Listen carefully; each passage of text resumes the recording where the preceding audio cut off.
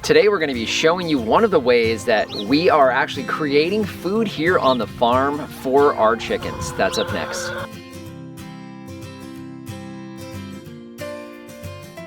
Hello everyone, this is Dwayne with Edge of Nowhere Farm, and we're coming to you here on a very early, bright morning, beginning of May 2021. So you probably hear them in the background. We have our laying hens that we actually have in their run this morning.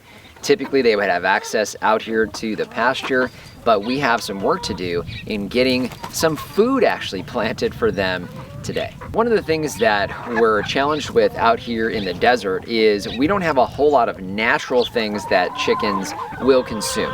Now they'll eat weeds and grasses and things like that. Obviously we do give them chicken feed, which is a pelletized feed, mixture of different grains that works really well. But we're always in search of ways that we can grow our own food here and also support the livestock that we have here on the farm. So one of the ways that we're going to be doing that here this spring is we're going to be planting a couple of crops here on the pasture that we are going to be able to bring into the fall period and start feeding some of our birds from the farm. When it comes to different things that we can grow over the summertime here, we're actually pretty limited. But there's two things in particular that tend to do pretty good, and that's actually what we're going to be planting with you guys here today. Before we get to the crops that we're planting, let's talk about where we're at. So let's talk a little bit about the area that we're going to be working in this morning. So this footage was taken in the early morning, so you'll get an idea of what kind of sunlight exposure we're working with. This is the eastern facing section of our chicken coop and run. So the area here will get morning sun through midday, and then it will get afternoon shade.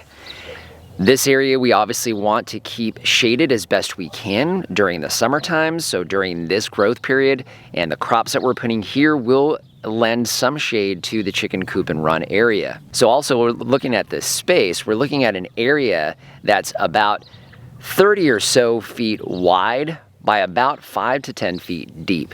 So we've got a fairly large area that we're going to be working in to grow these crops. So now let's talk a little bit about the ground. Now we do run broiler chickens here on the pasture. As we come over this way, you'll see we have our broiler chickens here in these two tractors. So we move them each day, and they put a tremendous amount of nutrition and fertilizer on the ground as we move them. So as we got back to that area, as we were passing through, we left the two tractors in two spots there. We left them there for a couple of days. So we have a tremendous amount of chicken manure that was put down onto the ground. We also have some wood chips back there, so some of the wood chips soaked up some of that manure. So we're hoping that we have plenty of nutrition in the ground in order to get these crops that we're going to be planting established. So looking at the ground here, you can see we have our chickens who, when they're out on pasture, love to come in here and take dust baths. The broiler chickens were doing the exact same thing. So we've definitely got some uneven ground here, which is not that big a deal. But you can see, with the exception of the wood chips, all we really have are some really thick weeds that have grown in here. So we really need to get this area cleaned up first and kind of establish the area that we're going to be growing these crops in. So Lori and I are going to go ahead and get to work while it's nice and cool and get this whole area cleared out.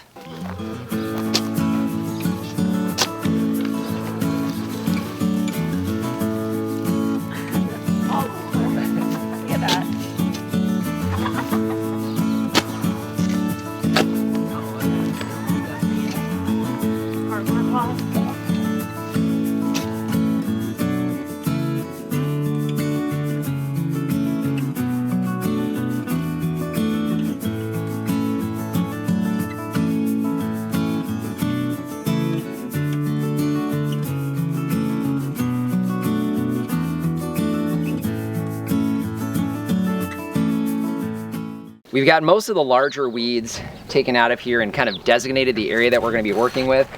And we'll show you kind of how we're going to delineate this from these guys. But essentially what we need to do now, this whole area back here, we have been through it one time with the tiller, and we prefer not to go through and till again.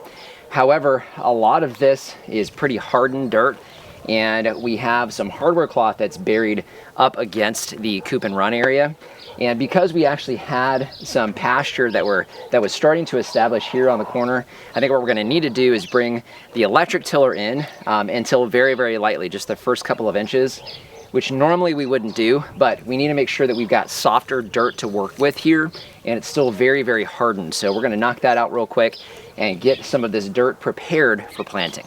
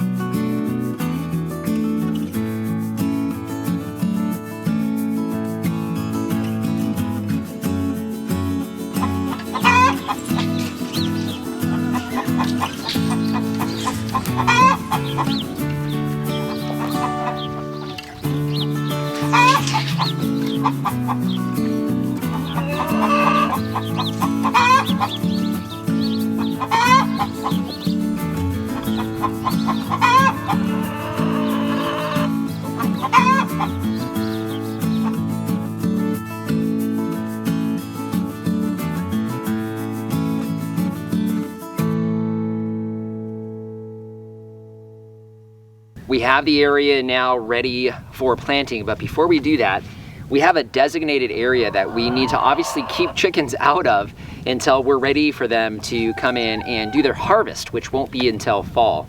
So we're gonna need to fence this area in. Now, we wanna make sure we're designating the area for growth, get it planted, and then of course, we'll have fencing up that'll make it a little tougher to get in. We don't plan on coming back into this area until we're ready for the chickens to be in here or for us to do a harvest. So what we're gonna do is we're gonna place a couple of T-posts at each of the corners. We're gonna be attaching the fencing to our existing chicken run, and each of the corners will designate how far back we're gonna be planting. So we're gonna go ahead and get those T-posts placed.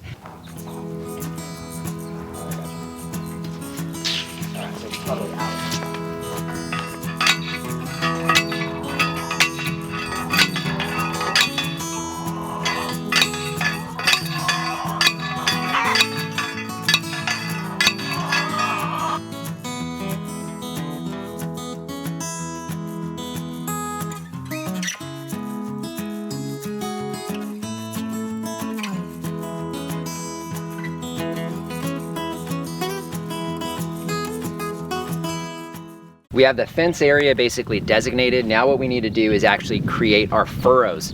So we have tried a couple different things here to try to get straight lines, and it never works. So what I'm gonna do, the ground is nice and soft in the growing area. I'm just gonna take one of these little 4-tine cultivators, put that in the ground, run that across, and then we'll have some rows that we can choose from when we go to plant these seeds. Still like it.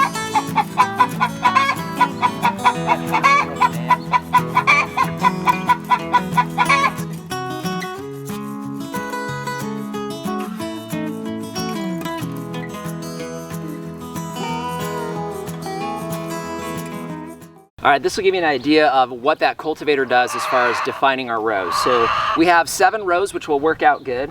As far as spacing, when we go to plant, we're gonna have about an 8 to 10 inch spacing between each one of these rows. So we'll be able to offset our plantings. We have 2 different crops we're growing, so we're gonna interdisperse them in through here, which you can see that cultivator works great. Okay, now let's go ahead and get to the first thing we're gonna be planting here, and I wanna show you why. The first thing we're gonna be planting is black oil sunflower seeds. Now, we actually started feeding these to the chickens this morning. We had a feeling they would do okay with them, and they're still not completely used to it, but as soon as they figure out what this is on the ground, they go right for it. Now, this bag we got from Tractor Supply, you can see it's designed as a wild bird feed, which will work fine for our purposes. This will give you an idea of what the seeds look like. You can see they're smaller than your typical sunflower seed is. And the whole seeds, got some cracked ones in here, but we're gonna plant these pretty heavy. And then of course the chickens, they just basically eat them whole. As soon as they figure out what it is, you can see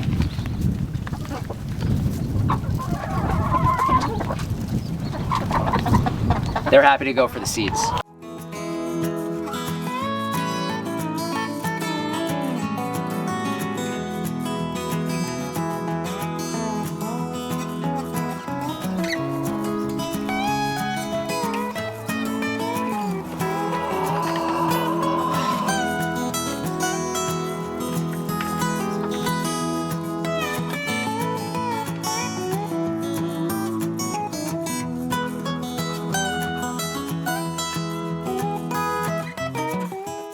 Planted that nice and heavy. I don't know how viable all those seeds are, so we have some extra seeds in here. Hopefully we'll get some germination.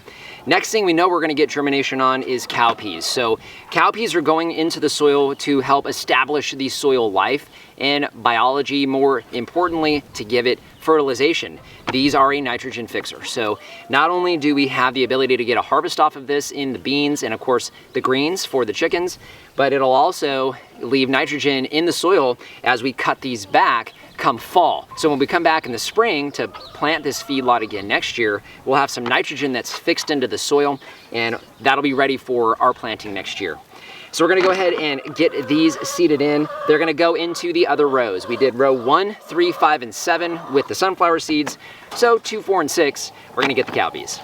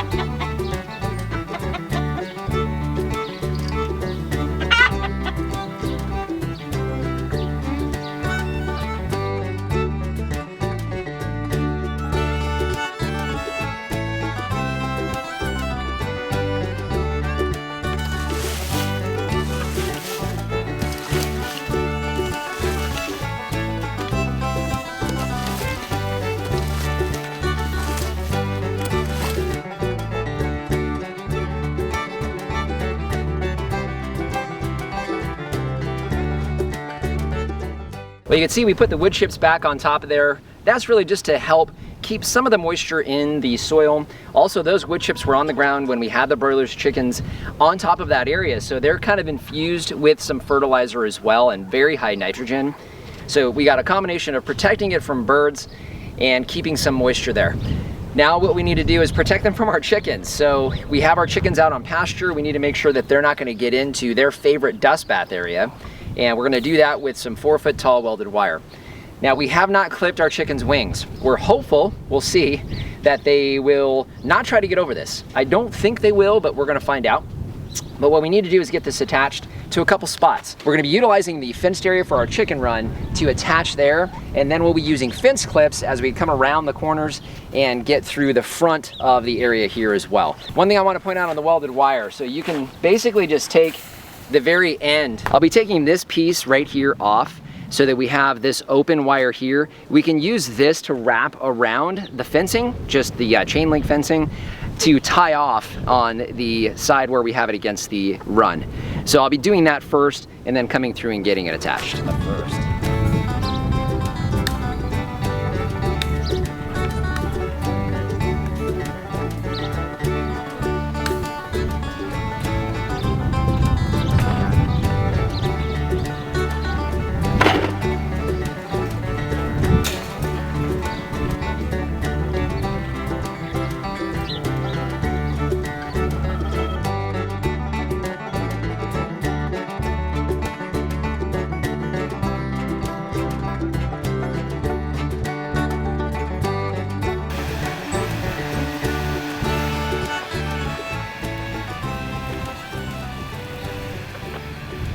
So this will give you an idea of what it looks like when it's done.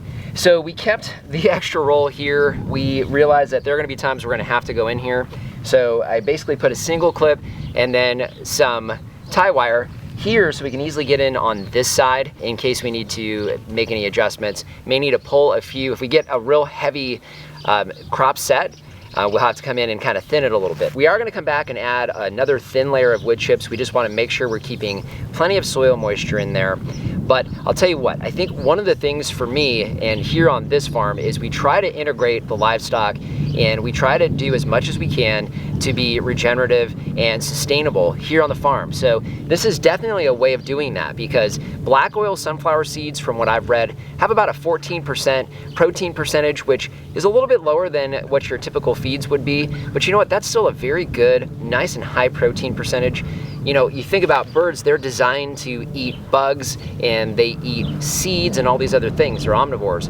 So this is one protein source. And then of course the pasture itself, as we establish this better, this will have additional protein in bugs and things like that.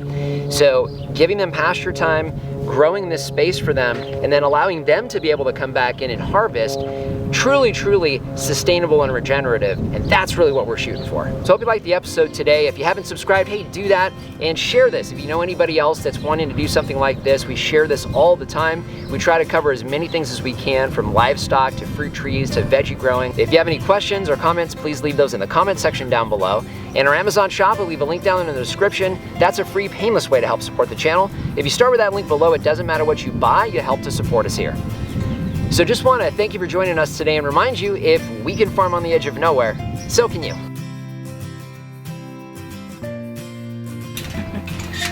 Again, the advantage to a small man, sweetie. Why? Oh, you're going, oh, actually inside. Yep. Hey girls.